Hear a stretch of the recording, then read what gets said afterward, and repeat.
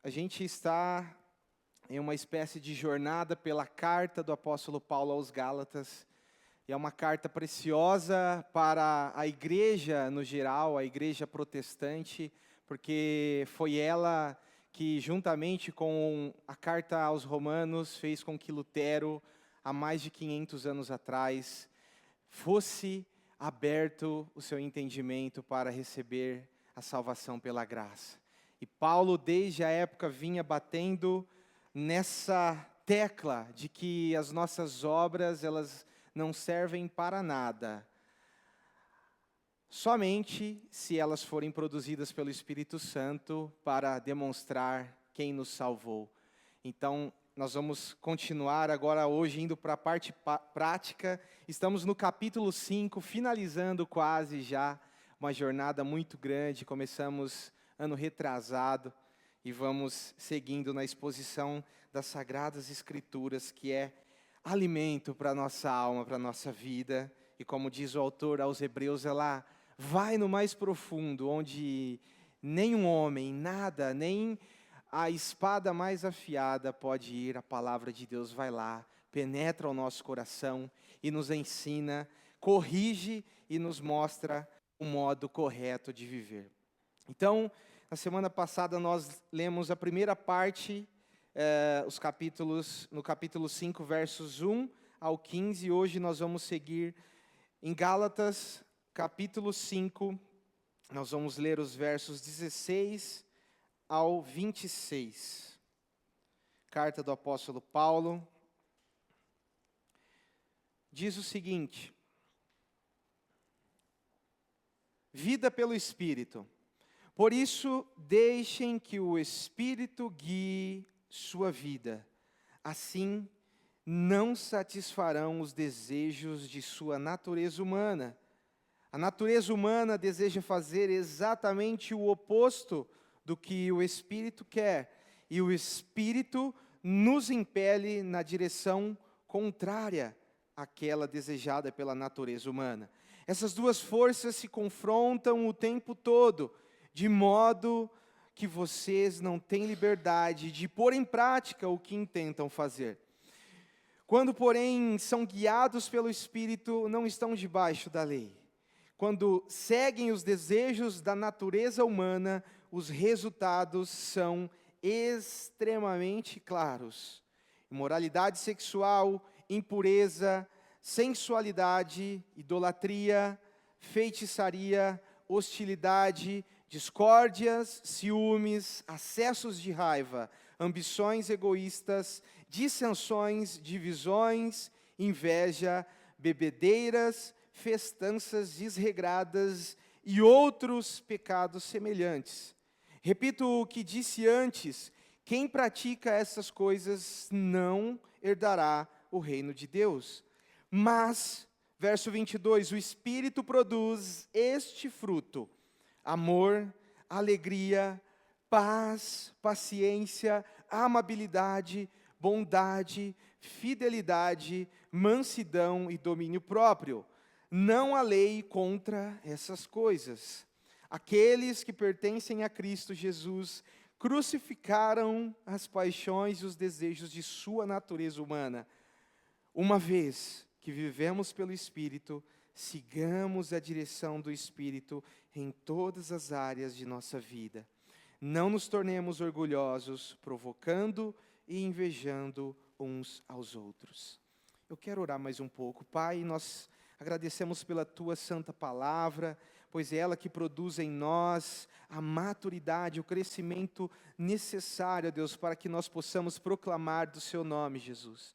Obrigado por ter dado-nos estas letras que, quando nós deixamos que o Teu Espírito Santo as aplique em nós, as faça amadurecer em nós, conseguimos, sim, pela Tua graça, também a praticar aquilo que nós lemos agora, o fruto do Espírito e todas as suas características. Pai, dá-nos entendimento da Sua santa palavra para que assim possamos viver diferentes, praticando o Teu Evangelho, assim como o Senhor pede e como o Teu Espírito Santo nos ajuda. Somente por Ele, Deus, nós sabemos que conseguimos, pois por nós mesmos, como acabamos de ler o texto, não conseguimos fazê-las, mas com o Teu Santo Espírito em nós, nós conseguiremos e assim avançaremos para a honra e glória do Seu nome. Amém. Este texto, onde Paulo já, depois de dar um show teológico, trazendo desde o capítulo 1, falando, batendo na tecla que a justificação, ela é apenas pela fé em Cristo Jesus, que a nossa salvação não depende mais das nossas obras, nem também de cumprir a lei, porque na verdade ninguém consegue cumprir toda a lei na íntegra. Falamos isso porque é algo impossível ao homem. E se nós quisermos viver uma vida baseada na lei, ou seja, nos nossos próprios esforços, teremos que assim cumprir toda a lei. E sabemos que isso não é possível. E Paulo afirma isso com todas as letras. Ele passa 5 capítulos praticamente falando sobre isso. E ele entra agora em uma parte prática, onde ele realmente mostra como é a forma verdadeira de viver a vida nova que Deus nos deu agora. Que, como ele diz no capítulo 2, verso 21, eu não vivo ela por mim mesmo, porque eu já estou crucificado com Cristo. Essa nova vida, agora eu vivo na fé, no Filho de Deus, pela fé no Filho de Deus, que a si mesmo se entregou e amou a todos nós. Então, essa nova vida, que não apenas nos faz parar de pecar, mas também nos faz a praticar, não somente parar, não somente ser liberto da culpa e da condenação do pecado, mas que também nos faz a ter um relacionamento com Ele. É a vida que nós cristãos precisamos deixar que Ele nos ajude a praticar. E Paulo nos mostra um confronto constante, uma milícia, uma luta entre carne e espírito.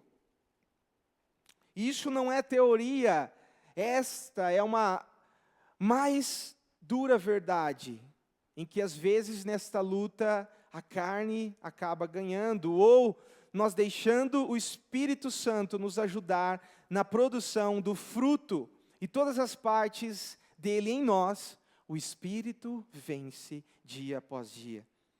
E essa luta é uma luta diária do cristão, é uma luta de que quando você recebe a Jesus como seu Salvador e dá um sim, e aí começa a jornada cristã, você entende, ok, eu sou salvo pela graça, Jesus morreu por mim, pagou todo o escrito de dívida, como a própria Escritura nos diz, ok, e agora?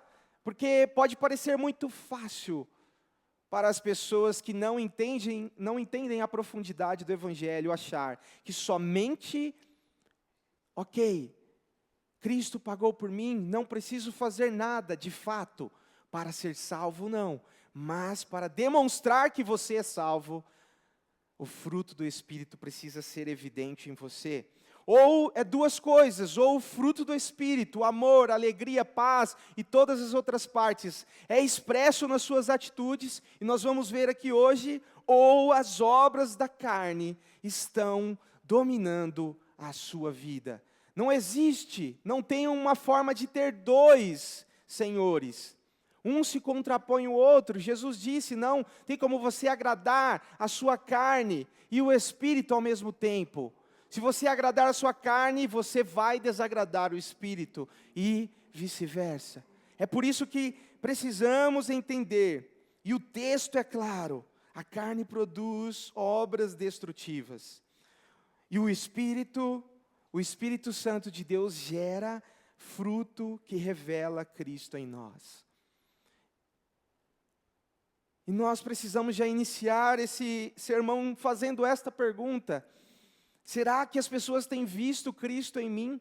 Será que a minha família, a minha esposa, o meu marido, os meus filhos, o meu patrão, as pessoas no meu trabalho têm enxergado Jesus nas minhas atitudes? Não estamos falando sobre perfeição, sobre vida perfeita, do qual nós não conseguimos. Mas, se nós deixarmos que o Espírito guie as nossas vidas, automaticamente, É inevitável. Todas as partes do fruto do Espírito serão evidenciadas por meio das nossas vidas. Esta luta é uma luta constante, carne e espírito. A carne, ela deseja sempre o oposto do espírito.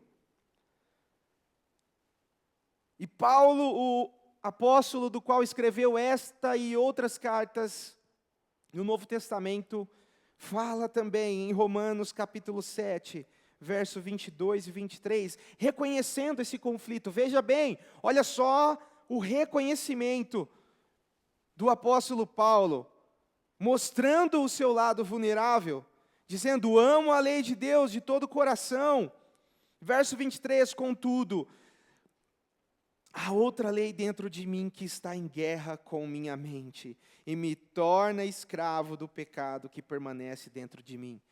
Uns versos antes ele diz: o bem que eu quero fazer, eu não faço, mas o mal que eu não quero, esse sim eu faço.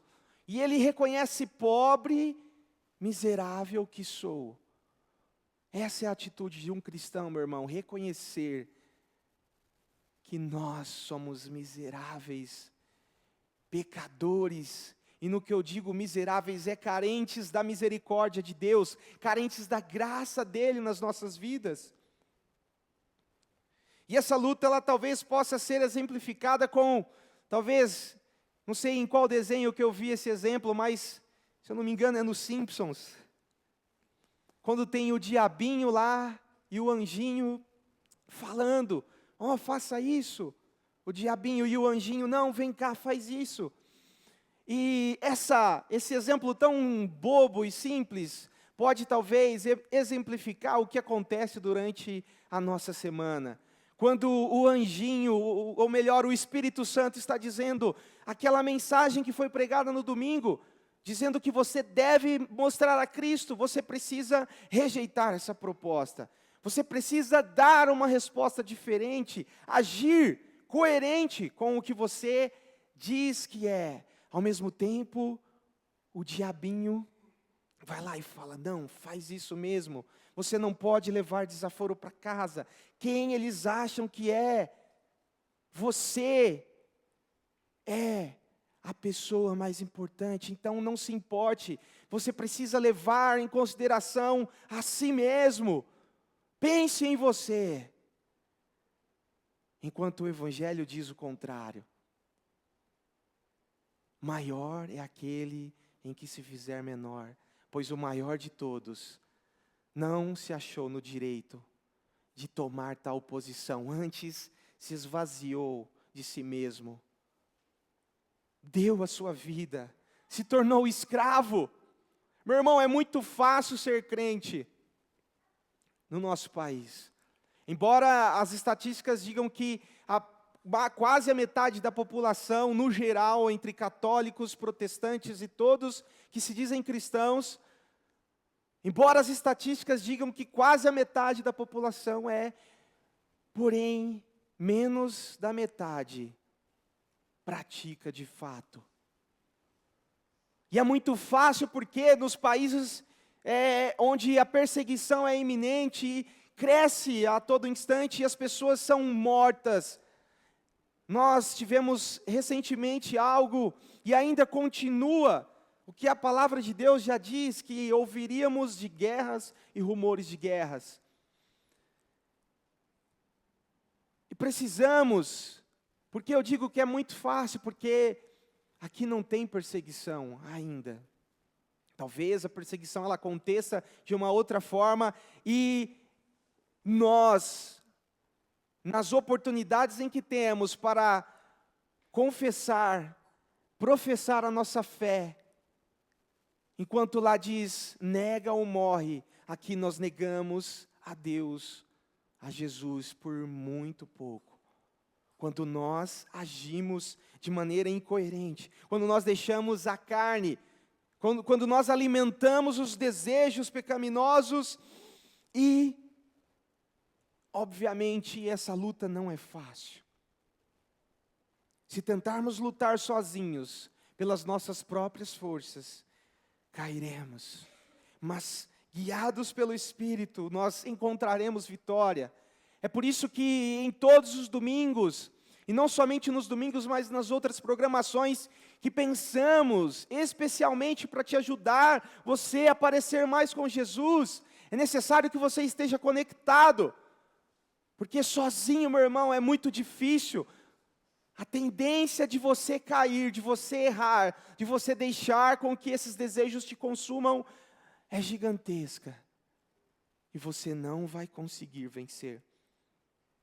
Foi por isso que está escrito que é uma corda de 3 dobras, ela não pode se arrebentar com facilidade. Em Eclesiastes, precisamos uns dos outros, principalmente do Espírito Santo em nós. Nesta luta entre carne e espírito, a carne produz o que nós podemos chamar de obras.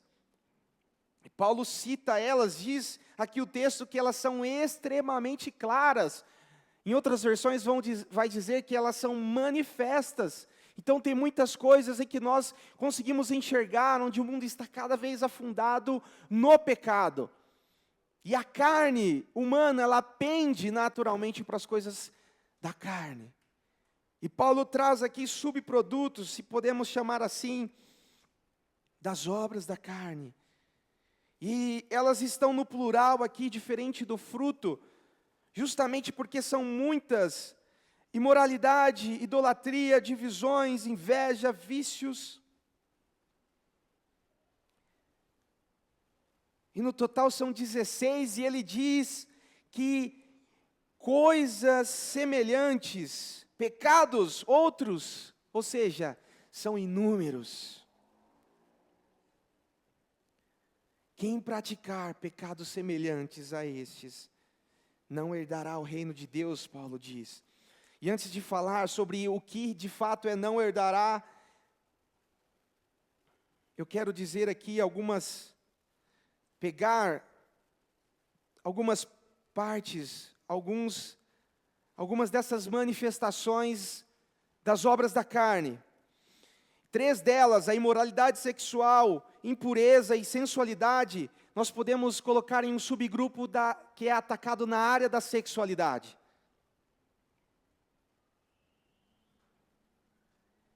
E a palavra para imoralidade sexual aqui é a palavra no original porneia, ou seja, relação sexual entre pessoas que não são casadas uma com a outra.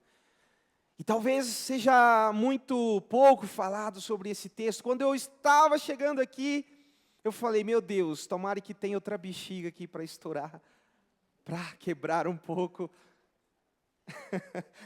Mas é necessário, meu irmão. Por isso que eu amo o texto expositivo, porque eu não consigo sair daqui. É o que está escrito, que eu devo pregar inclusive a mim mesmo. Diz Martinho Lutero que a pregação, ela nos prega.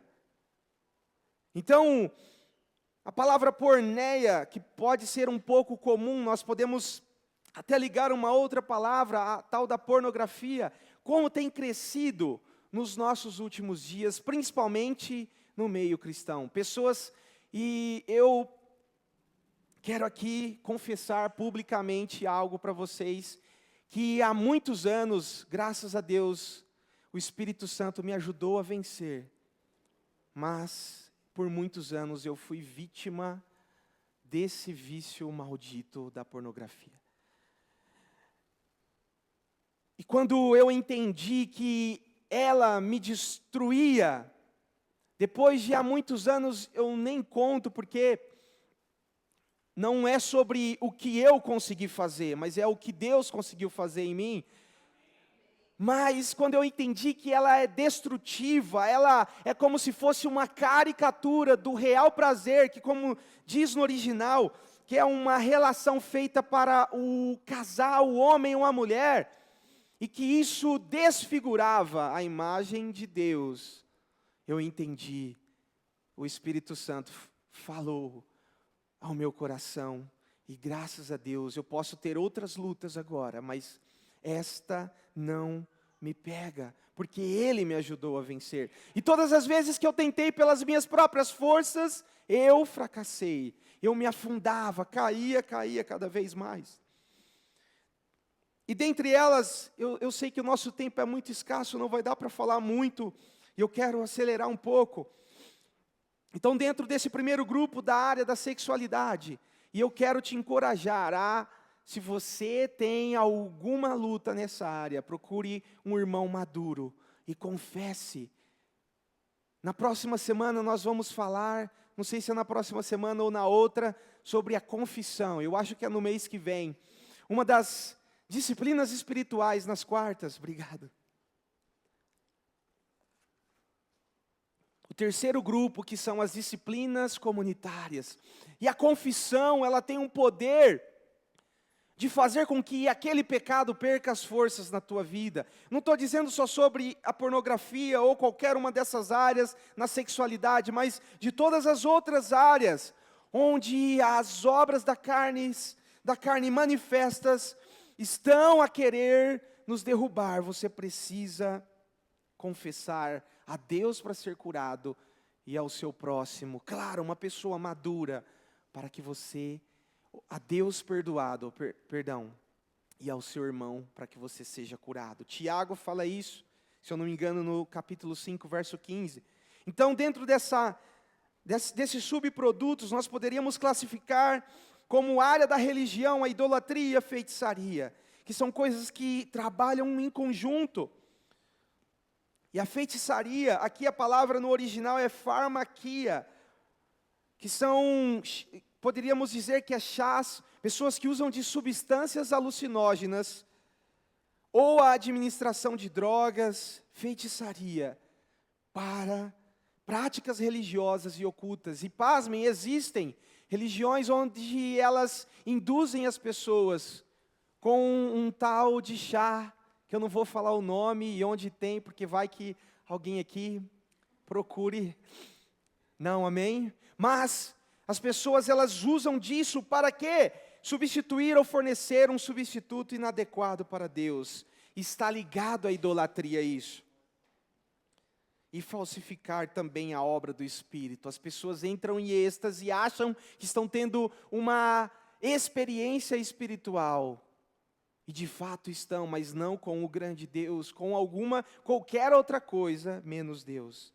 Então, um outro grupo, que nós classificamos com 8 destas obras, que nós poderíamos dizer que são as áreas dos relacionamentos, e 4 delas são as áreas destrutivas. Ciúmes, que seria o zelo e a energia que vem de um ego faminto. Ambições egoístas, ou seja, a competitividade ou motivação voltada para a busca do eu. Inveja, hostilidade ou rivalidade em algumas versões, que seria designando a agressividade ou atitude de briga. Então essas 4 áreas, essas 4 obras dentro das áreas dos relacionamentos, elas são destrutivas e elas resultam em outras 4, que são dissensões ou inimizades, ser polêmico ou gostar de brigas. Sabe, aquela pessoa no seu trabalho que faz de tudo para te tirar do sério, para arrumar uma briga. Precisamos fugir das obras da carne. Outro resultado nos relacionamentos das obras da carne é acessos de raiva ou ira, explosões de raiva, discórdias, divisões ou partidarismo. E as 2 últimas que Paulo cita aqui, nós poderíamos classificar na área física, que seria o abuso de substâncias. Então já falamos de 14, e as 2 últimas, que seriam bebedeiras e festanças desregradas, na minha versão aqui. Em outras versões vão falar orgias, e essas 2 estão conectadas. Algumas versões, como eu disse, trazem orgias, e elas não são conotações sexuais, não, mas de bebedices, vícios em substâncias que criam o prazer, só que é um prazer momentâneo, um prazer que é apenas também, como a pornografia, a caricatura do real prazer. E o prazer verdadeiro, nós só teremos em Deus. Tudo o que o mundo nos propõe para satisfazer as obras da carne, não pode de fato nos satisfazer. E Paulo diz, repito, o que disse antes, quem pratica essas coisas não herdará o reino de Deus. Ele não está dizendo que as pessoas que praticam no sentido de lapsos ocasionais, ou foi um deslize sem querer, essa pessoa já não vai herdar o reino de Deus. Não é isso. Ele quer dizer sobre uma prática habitual, ou seja, uma pessoa que está acostumada a praticar essas obras. Porque nós, meus irmãos, nós talvez caímos e ainda lutamos em alguma destas áreas, e outras mais parecidas com essas. Mas o cristão, diferente daquele que peca habitualmente, daquele que não é um filho de Deus, o cristão peca de joelhos. À medida que deslizamos, já nos arrependemos instantaneamente. Já pecamos de joelho, porque nós precisamos da sua graça para nos ajudar a vencer as obras da carne. Nós precisamos dar ouvidos ao Espírito Santo. Cadê a bexiga? Mas nós precisamos dar ouvidos a Deus, amém? Que o Espírito Santo nos ajude. E também uma ressalva e um cuidado para cada um de nós aqui. Nós somos experts, muito bons em observar as obras da carne de outras pessoas, alheias, ao invés de lutar contra as nossas. Então precisamos deixar que o Espírito Santo faça um backup em nós, um raio-x, e transforme-nos, para que nós possamos não apenas apontar ou julgar, mas ajudar. Lembra da corda de 3 dobras?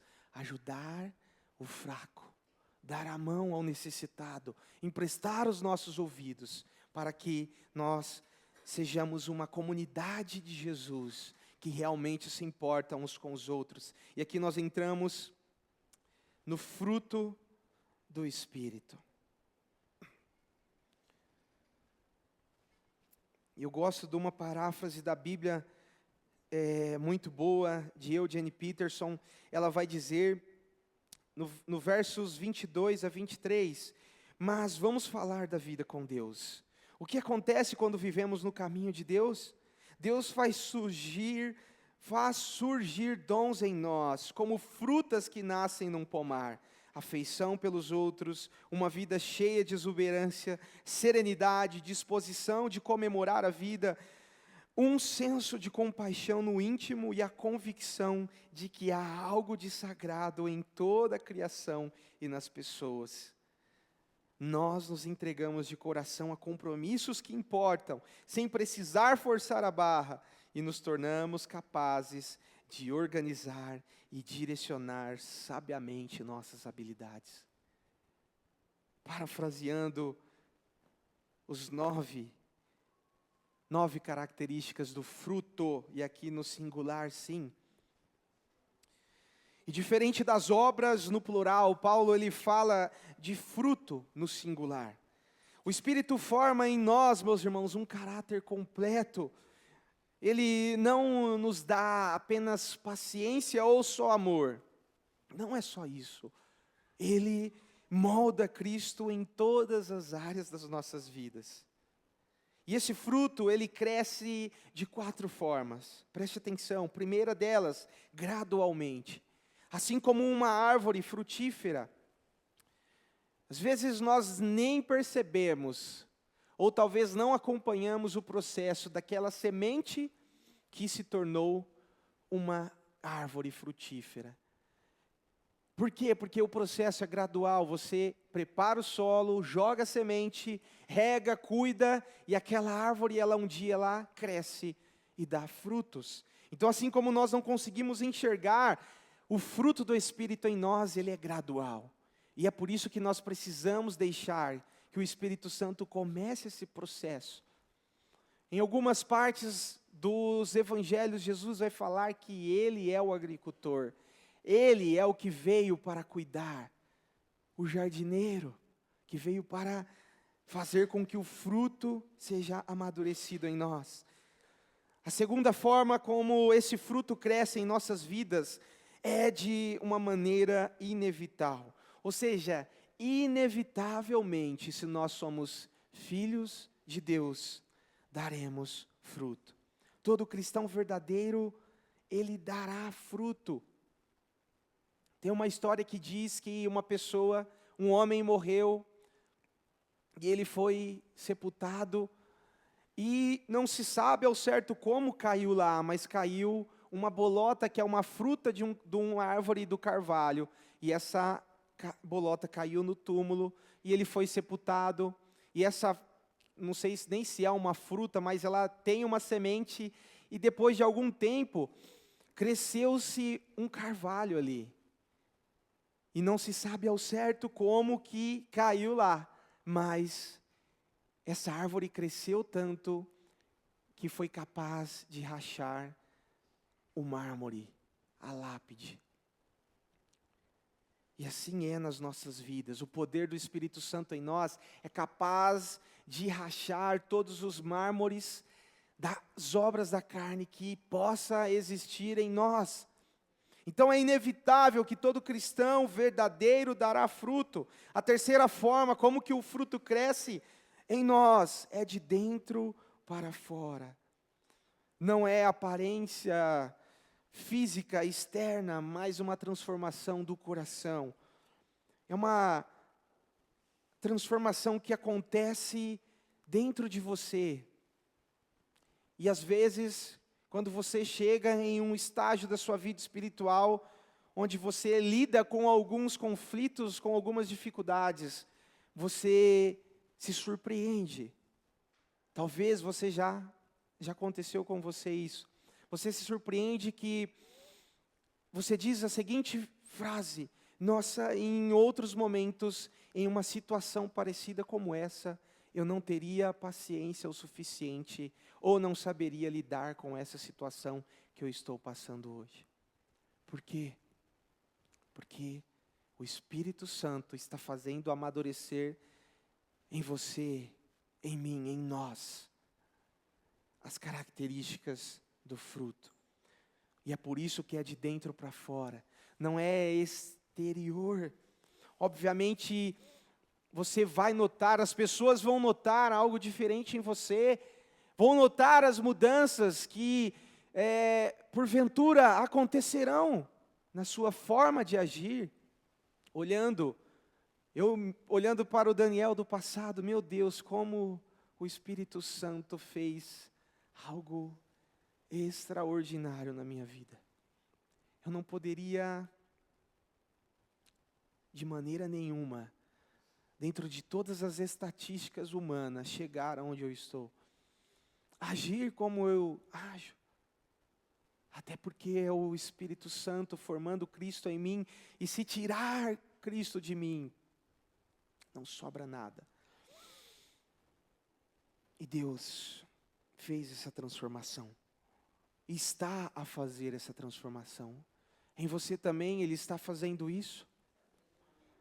Você precisa fazer essa pergunta e olhar para dentro de si, deixar que o Espírito Santo faça essa varredura. Eu estou melhor do que ontem, não melhor financeiramente, fisicamente, isso sim é bom, mas isso é o menos importante, mas no que eu digo respeito a espiritualmente, a sua forma de tratar as pessoas. A gente precisa, meus irmãos, desesperadamente dar ouvidos ao Espírito Santo. Não estamos falando sobre uma super espiritualidade, não é sobre ser um super santo, mas deixar sim que Ele haja por meio de nós. E a quarta e última forma de como esse fruto cresce, a verdade é que esse fruto é simétrico, ou seja, ele tem uma forma só. Isso significa que não dá para dizer que eu tenho amor, mas eu não tenho paciência, porque o Espírito, eles geram todas essas virtudes juntas. Não tem como você falar que Você é salvo.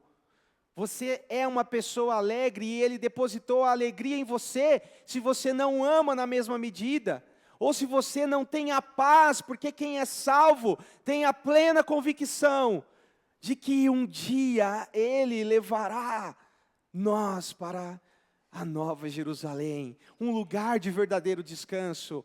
E aí não tem como, o fruto ele só cresce de maneira simétrica. Não tem como eu falar que eu tenho amor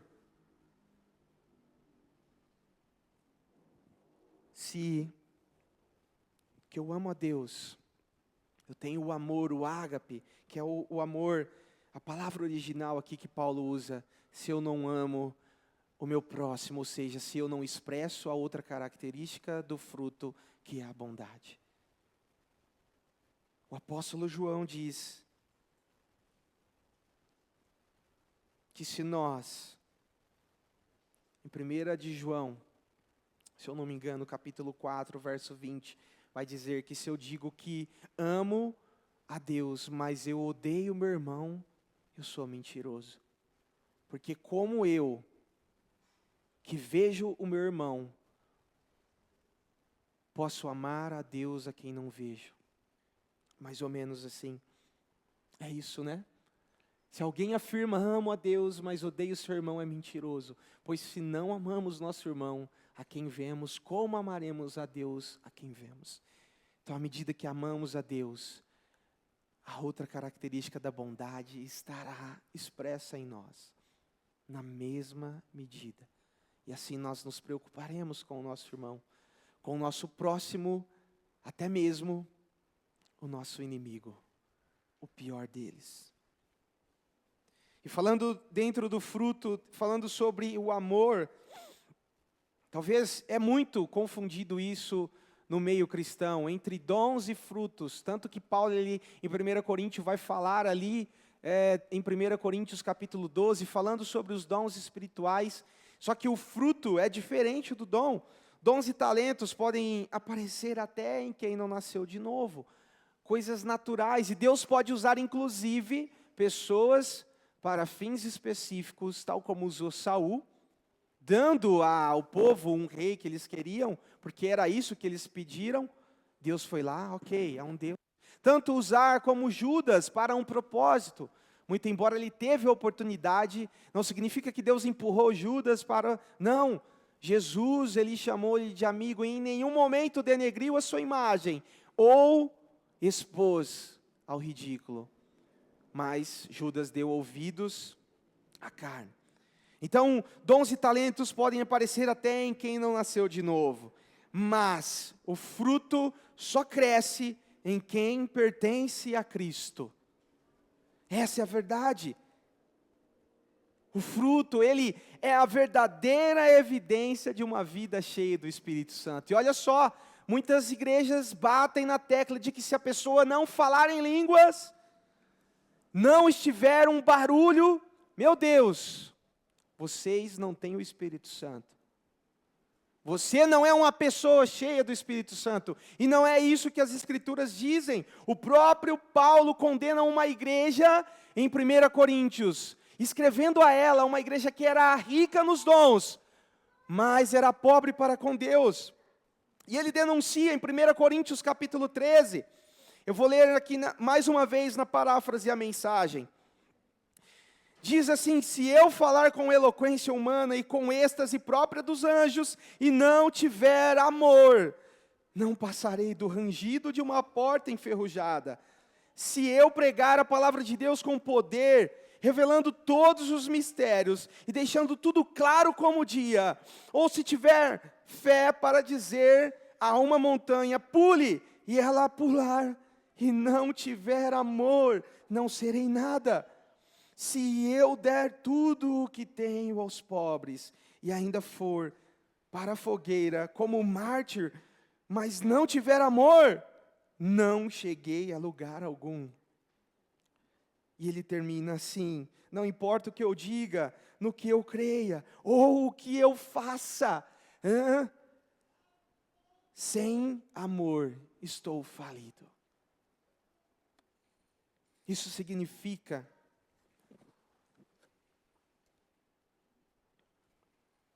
que o amor de Deus em nós mostrará às pessoas a bondade, a paciência, a paz, a amabilidade, fidelidade, domínio próprio, mansidão.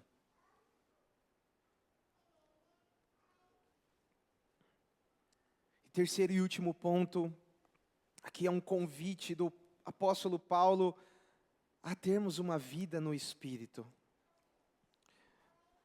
No verso 24 e 25 diz: aqueles que pertencem a Cristo Jesus crucificaram as paixões e os desejos de sua natureza humana. Uma vez que vivemos, verso 25, pelo Espírito, sigamos na direção do Espírito em todas as áreas da nossa vida. Em todas as áreas da nossa vida. Isso significa que enquanto nós estivermos dando ouvido para a nossa carne, e talvez qualquer uma dessas manifestações que Paulo aponta aqui, nós estaremos dizendo a Deus, e presos ao erro original, em Gênesis 3, quando a serpente diz a mentira: se vocês fizerem isso, vocês serão como Deus. Mentira, porque o que na verdade nós estaremos sendo é um servo de um Deus que não pode de fato nos salvar. Um falso salvador. As obras, elas são manifestas e elas sustentam a nossa carne, elas são prazerosas para a carne, mas elas são momentâneas.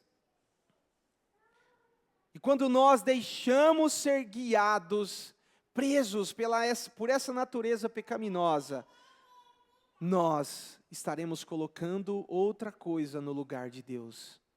Não somente adorando a estas coisas, mas também dizendo que se tem prazer nestas coisas, quando que o nosso real e verdadeiro prazer deve ser apenas e somente em Deus. Somente Ele pode nos satisfazer. E Paulo conclui esse capítulo com 3 chamados práticos. Primeiro, ele lembra que pertencemos a Cristo. O verso 24, aqueles que pertencem a Cristo, Jesus, crucificaram as paixões e os desejos de sua natureza humana. Ou seja, a nossa identidade está em Cristo. A nossa vida está nele, não em obras, não somente nas obras da carne, que talvez às vezes quer nos assolar, que às vezes deslizamos, mas até nas obras que nós por nós mesmos queremos praticar, pelas nossas próprias forças, para, em muitas ocasiões, nos achar melhor do que realmente nós somos. Mostrar apenas para as pessoas, com o medo do julgamento, o medo de que as pessoas não te aceitem, não nos aceitem, e às vezes negamos a Cristo, sem percebermos que estamos negando. Então, se a nossa vida pertence de fato a Cristo Jesus, e com Ele estamos crucificados, estamos mortos para as nossas próprias vontades, estamos vivos para com Deus. Segundo passo prático para ter uma vida e andar no Espírito, crucificar a carne. E aqui é algo que dói um pouco, porque a nossa carne é preguiçosa. Eu tentei retomar a disciplina, nós estamos estudando as disciplinas espirituais, eu tentei retomar a disciplina do jejum, e como é difícil, meu irmão, como é complicado.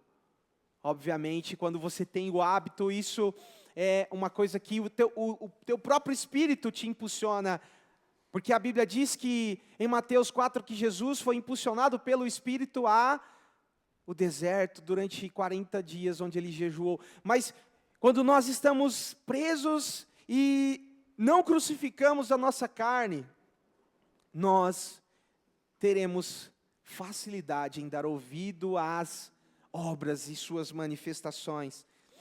E aqui, quando ele diz crucificar a carne, não é só dizer não ao pecado, mas também, principalmente, identificar os ídolos do coração e entregá-los a Cristo. Qual é o ídolo de aprovação, de aceitação? Por que eu faço o que eu faço? Por que eu estou deixando que a minha carne guie as minhas atitudes?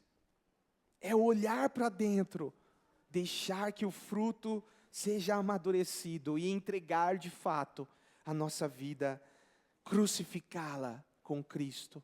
Porque o morto não fala, não reage, não se mexe. E se estivermos crucificados com Ele, viveremos com Ele. E Ele vive em nós. E por fim, o último e terceiro passo prático do andar no Espírito é viver no Espírito. E aí sim, é a liberdade, é o viver a verdadeira vida. Viver para a liberdade pelo qual Ele nos chamou. E essa liberdade, esse viver no Espírito é mais do que negar o mal. É desfrutar de uma nova vida. Na carta aos Efésios, Paulo vai dizer o que é a verdadeira natureza, em Efésios capítulo 4. Ele diz que aquele que antes roubava, não apenas para de roubar, mas começa a trabalhar. Ou seja, a conversão começa a trabalhar e seja generoso com o seu dinheiro. Então, o Evangelho traz implicações práticas que nos faz, além de negar as coisas deste mundo, os prazeres da carne, do qual foi citado aqui, que querem destronar Cristo das nossas vidas, que querem realmente levar-nos à destruição, não somente de nós, mas do nosso próximo. O Espírito quer fazer nós desfrutar de uma nova vida.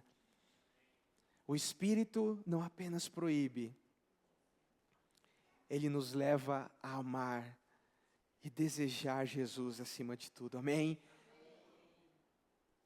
E eu finalizo, segunda vez, tem que falar a última, né? Para finalizar, lembra? 3 vezes.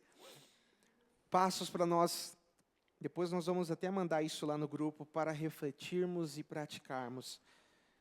Perguntas aqui para nós, para você pensar durante a tua semana, durante a tua vida. Primeiro, você tem vivido lembrando de que pertence a Cristo, ou tentando provar o seu valor sozinho? A vida cristã não é para ser vivida sozinho, ok?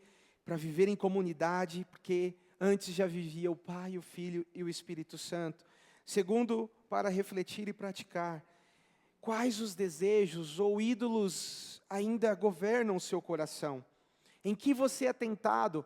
Quais são as coisas, os gatilhos que te levam a praticar isso? A motivação. Quais são? Pense nisso, compartilhe com algum amigo, com algum irmão que você tenha a abertura para falar sobre isso. Que eu tenho, graças a Deus, e é por isso que foi um compilado de atitudes que o Espírito Santo agiu em mim para que eu fosse liberto. E terceiro e último, para refletir e praticar. Você anda no Espírito diariamente ou apenas tenta resistir ao pecado sem substituí-lo por Cristo? Você vive todos os dias, ou você só está fugindo do pecado e não colocou Cristo no lugar que é devido, para que Ele reine soberano sobre todas as coisas? E é isso, meus irmãos, o Evangelho não é apenas informação, e aqui eu encerro, é transformação.